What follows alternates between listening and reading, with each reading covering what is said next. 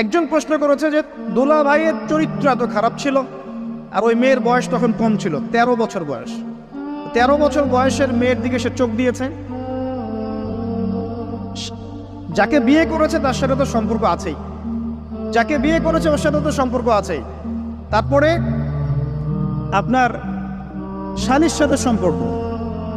এখন শালির সাথে তার 2 বছর ধরে সম্পর্ক করার পর সেগুলোর ভিডিও ধারণ করেছে, ধারণ করে তাকে ব্ল্যাকমেইল করছে যে যদি আমার সাথে খারাপ কাজে সে রাজি না হয় তাহলে এই ভিডিওগুলো ভাইরাল করে ফেল। এই যে অনলাইনের যুগ, এখন তো মানুষ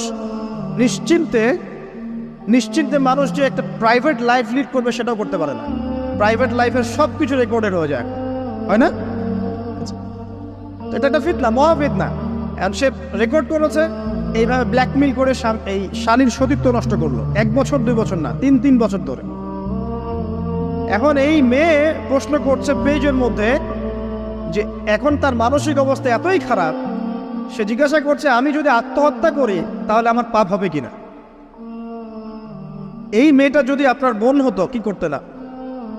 আল্লাহ না করুক এই মেয়ে যদি কারো মেয়ে হতো তাহলে কি করতেন আপনি? আপনার কাছের কেউ হলে আপনি কি করতেন? এখানে ওই শাস্তিটা না বলে সামনে যেতে পারছি না।